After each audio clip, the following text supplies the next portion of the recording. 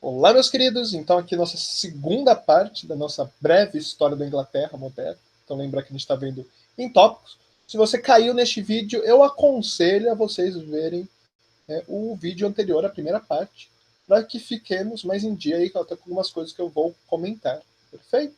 Mas a gente vai continuar, né, vendo em tópicos. E agora, então, ali, seguindo a parte que a gente viu até a era elizabetana. A Elizabeth I, que agora a gente tem a segunda. Bem, quando morre, então, a Elizabeth, a gente viu que ela não vai ter herdeiros nem nada. Então vai ter fim a dinastia Tudor. A dinastia Tudor a gente acabou estudando ela toda, porque só Henrique VII, VIII, o Eduardinho, a Maria I e a Elizabeth I. Só.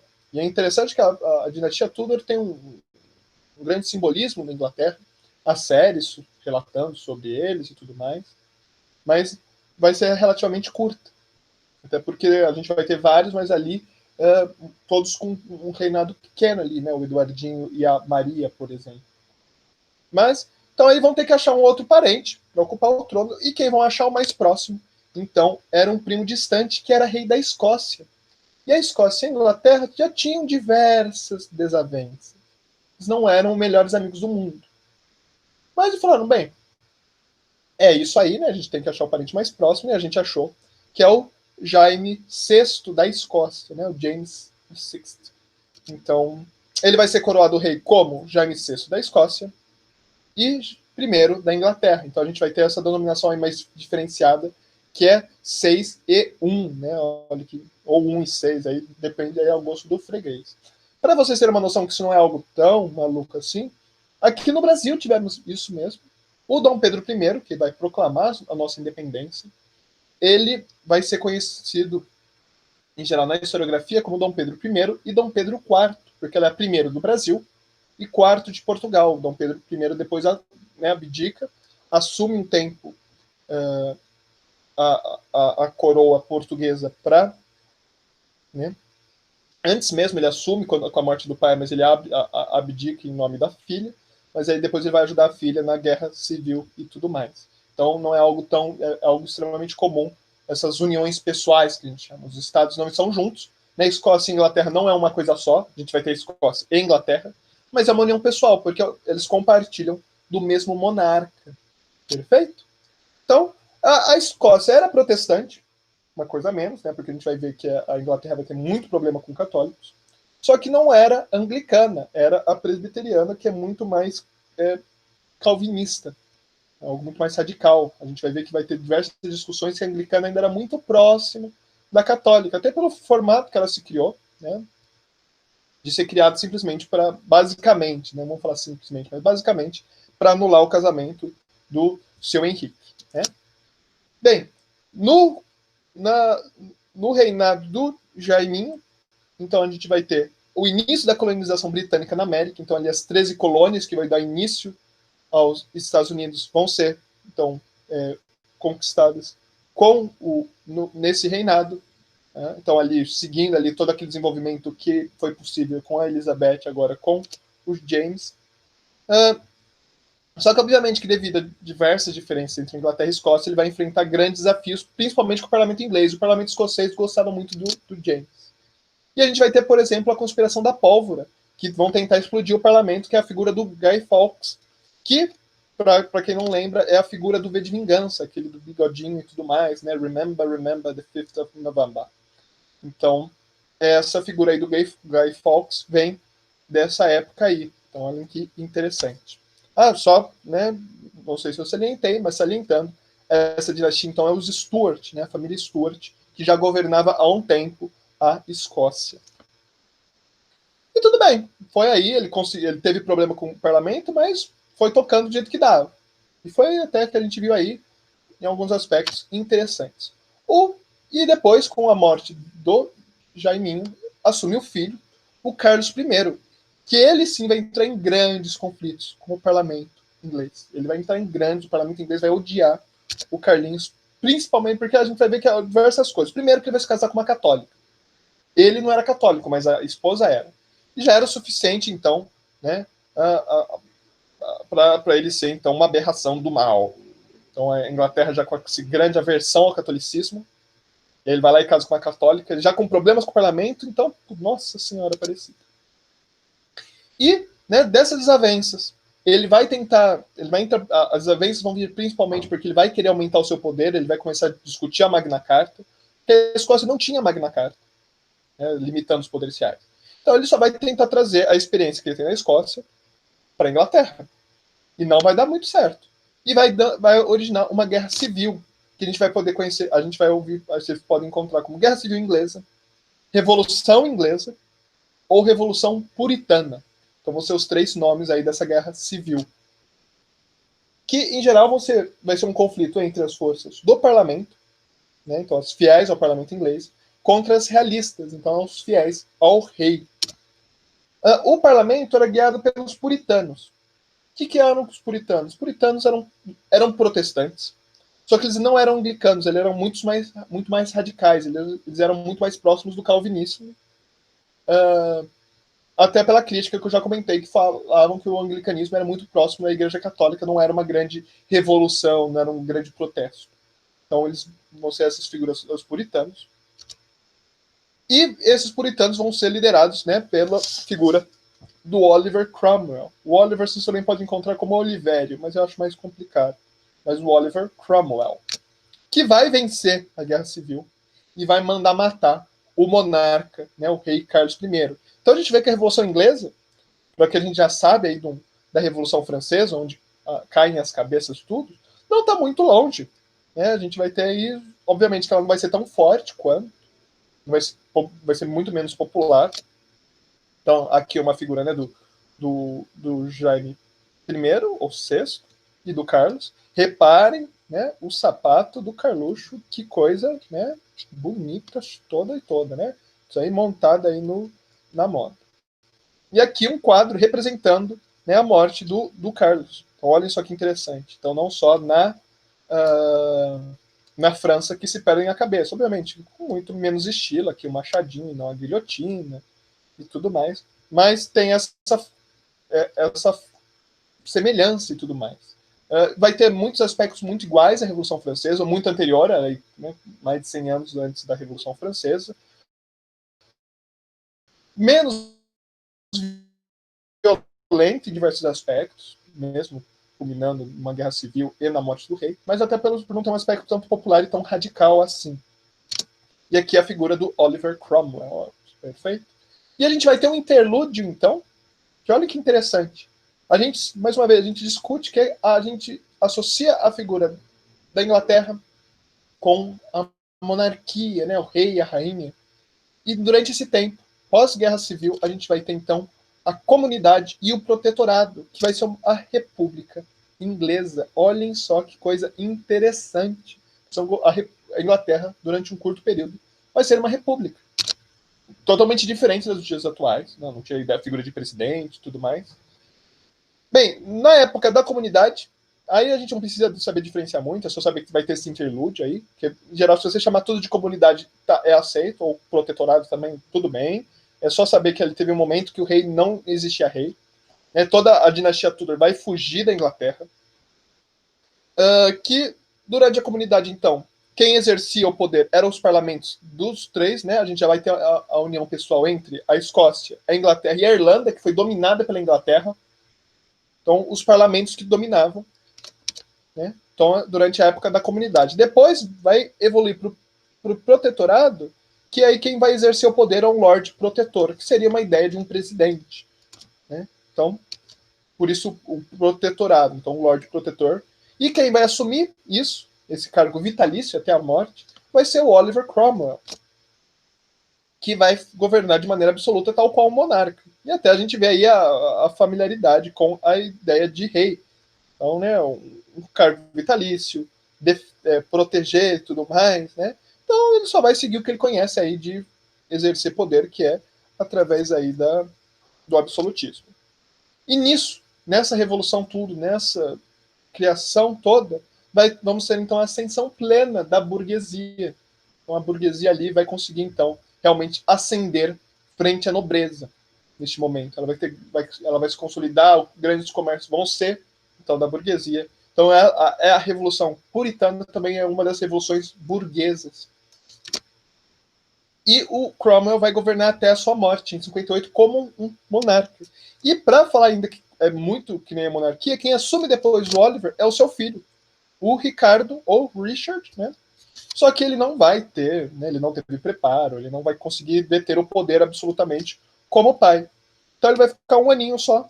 E, né, então a gente vai ter a restauração da monarquia, porque também eles gostavam ali desse. Parece que eles gostavam aí desse coisa centralizada, dessa figura da monarquia. Então eles chamam de volta os Stuart. E aí vem o Carlos II, Charles II, né? Que era filho do primeiro. Né? E a primeira coisa que ele vai fazer é vingar o pai.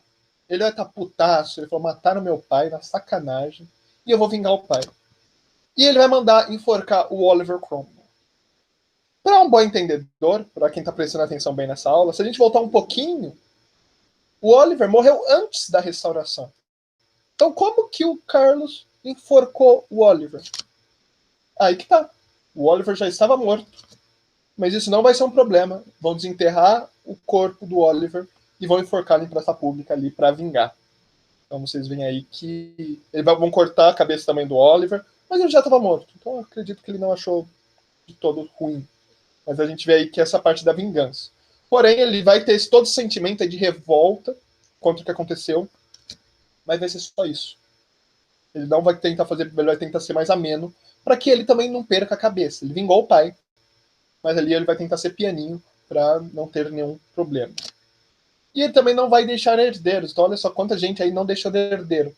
E aí quem vai assumir, então, é o irmão, o Jaime II, ou Jaime VII, né, para a Escócia. Que vai ser o irmão do Carlos. E ele vai cometer esse pecado mortal. Ele vai se converter ao catolicismo.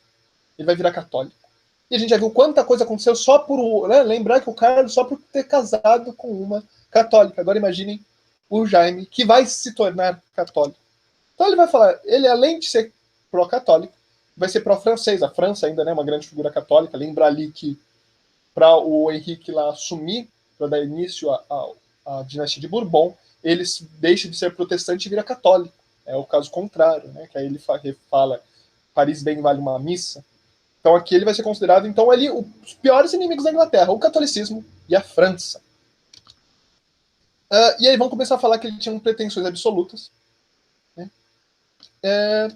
E aí o que acontece é que o fim da picada, né? O que eles vão falar, não, acabou, vai ser que ele vai ter um filho homem, cristão. Então ele vai ter um herdeiro. Né? Porque a gente ainda consegue até engolir um. Depois vai indo pro lado, é importante que o do lado seja protestante. Mas não, ele vai ter um filho homem que vai ser batizado e tudo mais. E aí o parlamento vira e fala, já deu, é isso aí. E vai convidar o genro do Jaime, né, o Guilherme de Orange, que era casado com a Maria, filha do Jaime, e fala, vem pra cá, toma o poder é seu.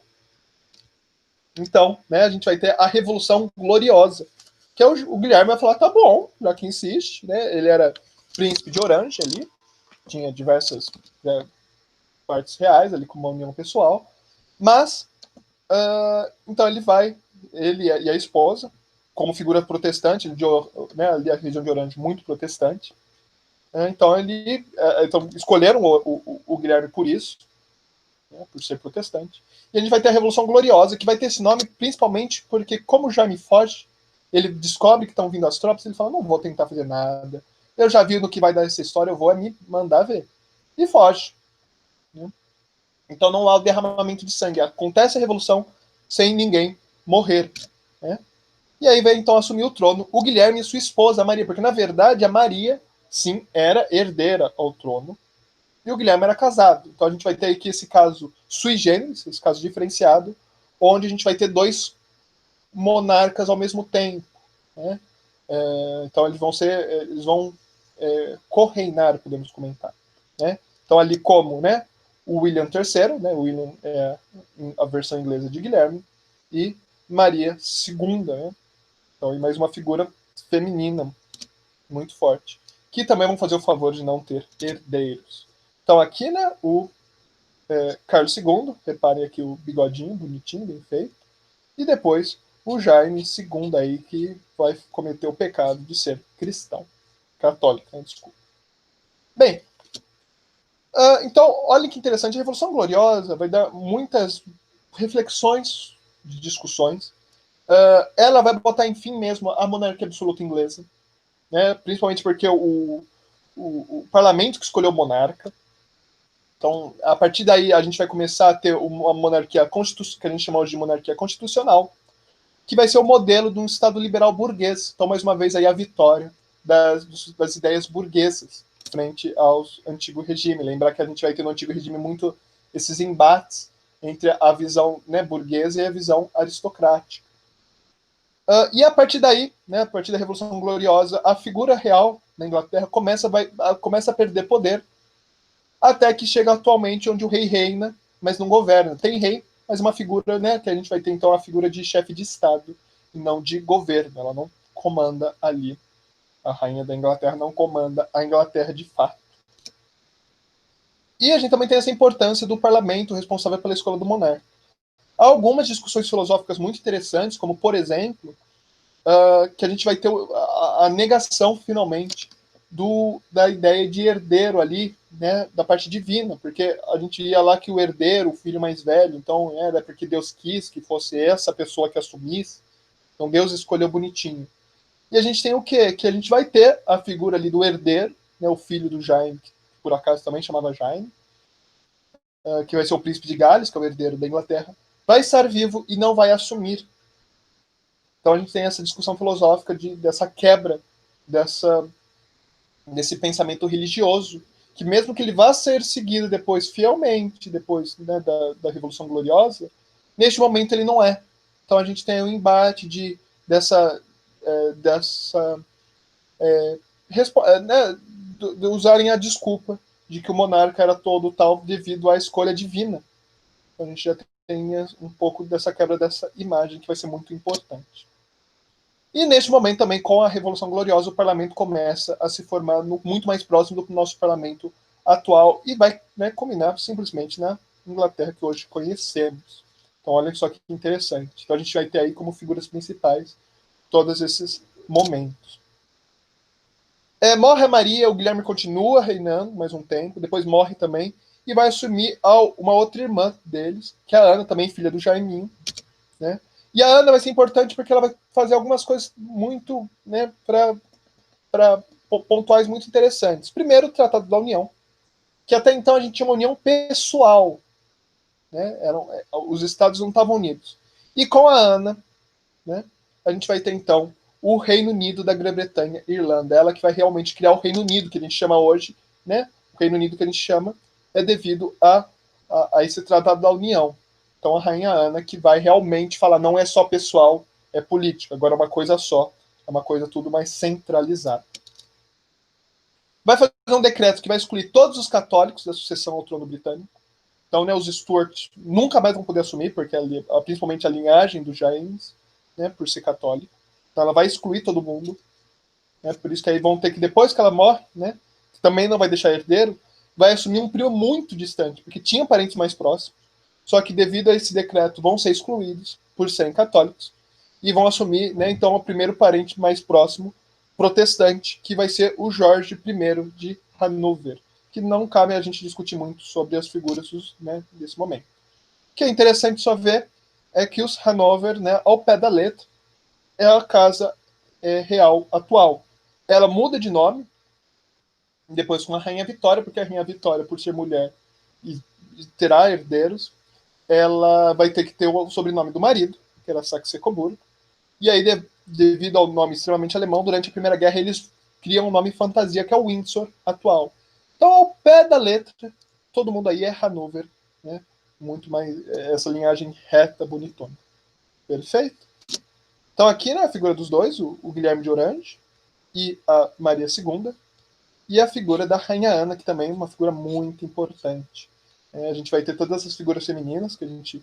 então a gente viu a Maria I, a Elizabeth I, a Maria II, a Rainha Ana, e a gente vai ter depois a gente conversa bonitinho, a Rainha Vitória, que vai ser uma figura muito importante, e a atual monarca, né, a Elizabeth. Então a gente vai ter essas 6 figuras femininas representando grandes momentos, né, da Inglaterra.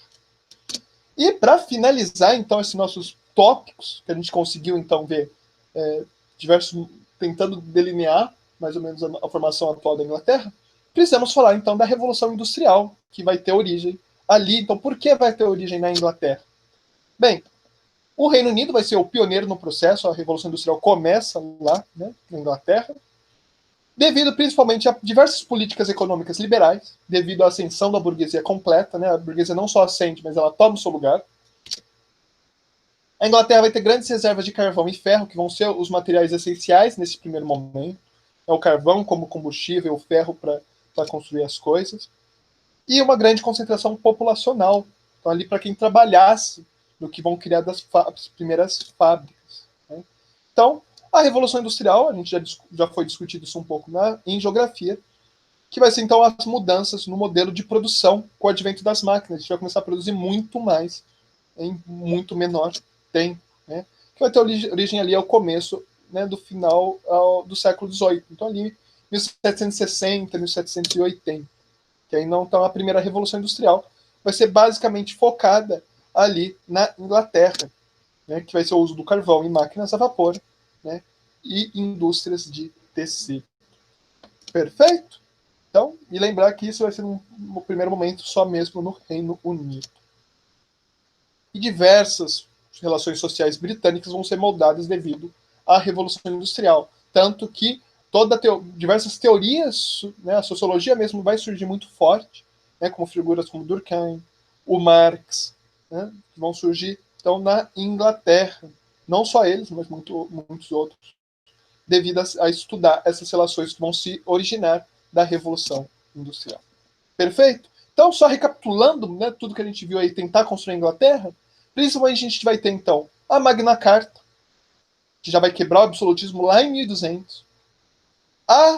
Depois, a Revolução Protestante, né, a Igreja Protestante da Inglaterra, a Igreja Anglicana, que vai vir nas esteiras dos protestantes, porém um pouco diferente, né, devido aos motivos.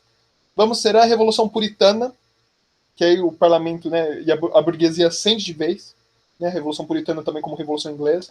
Então a burguesia vem com tudo. E depois a Revolução Gloriosa, que é onde a gente vem aí o monarca que perde basicamente todos os seus poderes e vira aí o rei, né? Existe a figura do rei, mas ele faz porcaria alguma. Perfeito? Então eu espero que nessa aula, mesmo tendo alguns grandes pulos, a gente tenha conseguido desenhar bem como se formou a Inglaterra moderna. Os outros aspectos, o que aconteceu com a Inglaterra durante 1700, 1800 e 1900, a gente vai ver em diversos momentos aí nos nossos estudos a seguir. Perfeito? Então, muito obrigado a todos. Espero que tenham aproveitado. E semana que vem voltamos os nossos estudos. Um grande abraço para vocês.